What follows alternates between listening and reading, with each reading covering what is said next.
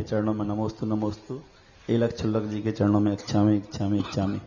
गुरुदेव, मेरी जिज्ञासा यह है कि वैमानिक देव कल्पातीत कल्पावासी, हम नौकरी व्यापार आदि में कोई परेशानी आती है तो इनकी आराधना या सिद्धि मंदिर या घर में कर सकते हैं, आगम सम्मत है कि नहीं? मेरी जिज्ञासा समाधान करने कष्ट करें। नहीं कर सकते, आगम सम्मत है ही नहीं, आगम में है ही नहीं। वो देवता आएंगे नहीं, वो तुम्हारे नौकर नहीं है, कोई नहीं आता। तुम्हारे वो ही देवता आते हैं जिनका तुम्हारे ऊपर पूर्व भाव का उपकार हो। कभी तुमने उपकार किया हो, जैसे धरणेन्द्र पद्मावती के ऊपर पारसनाथ ने उपकार किया था, तो उसके उपकार के बदले आते। कोई आराधना मंत्र है ही नहीं, बस इतना ही है कि सच्चे देव की भक्ति करो तो ये सारे देवता तुम्हारी सेवा करने आ जाएंगे। देखो, पूरे भक्तांबर स्तोत्र में जिनेन्द्र देव की भक्ति की है, और ये पक्का है जिनेन्द्र देव ने ताले नहीं तोड़े थे। ताले जिनेन्द्र देव तो सिद्धार्थ में बैठे, ताले तो किसी देवता ही ने तोड़े, लेकिन भक्ति किसकी की? आदिनाथ की। तो आदिनाथ की भक्ति करने से ये देवता काम करते हैं, स्वयं की भक्ति करने से नहीं। कल्याण मंदिर स्त्रोत है, एक ही भाव स्त्रोत है, जितने पुराने स्त्रोत हैं, जो चमत्कार हुए हैं, भगवान की भक्ति से करो। आपको यदि सारे कार्यों की तकलीफ दूर करना है तो उसके लिए करो, भक्तांबर पढ़ो ना, भगवान की अच्छी भक्ति करो ना। इन असंयमी देवी देवताओं की क्या करेंगे? देवी फिरे दिनों की मारी, पंडा कहें सीधो लाओ। बेखुदी अभी संसार में रुल रहे हैं, असंयमी हैं, बेखुद परेशान है, तो वो क्या तुम्हारा करेंगे? कुछ नहीं कर सकते। और सहायता करने का तरीका है, आपको सुरक्षा व्यवस्था चाहिए तो पुलिस वाले ही यहां आते हैं कि नहीं आते?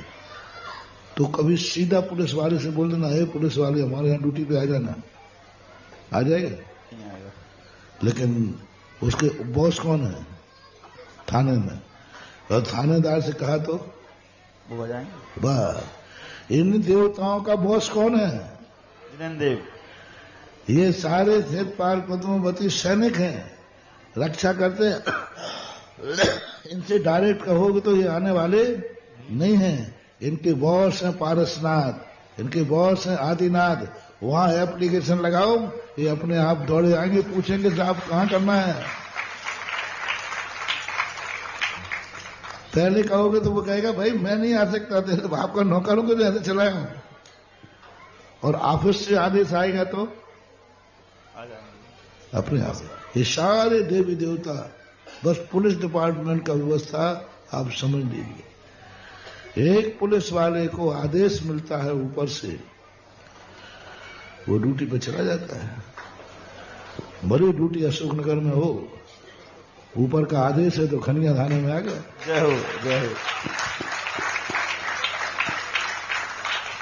पर आदेश होना चाहिए ऊपर का। बस ऐसे ये देवता करते हैं। वो कहते हैं आप हमें हमारे पास एप्लीकेशन क्यों लगा रहे हो?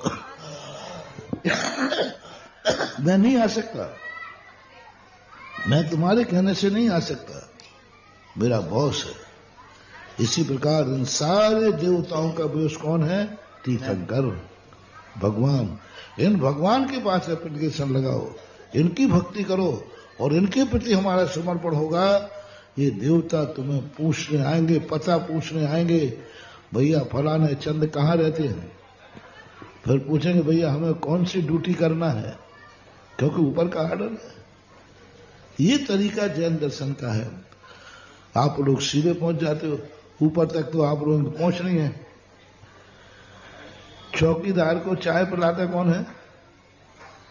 जिसे ऊपर तक पहुंचना हो।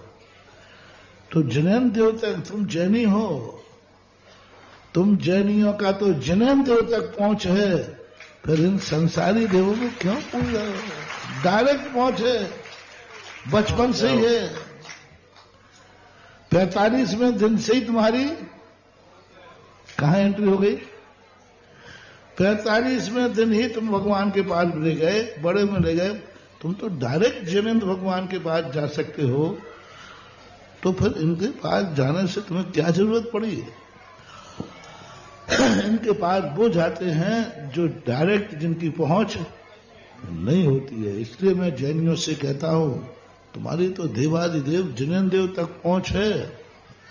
डायरेक्ट एक वहां फरियाद लगाओ, ये सारे देवता तुम्हारे सामने आ जाएंगे। ये जैन दर्शन में आगम के अनुसार है।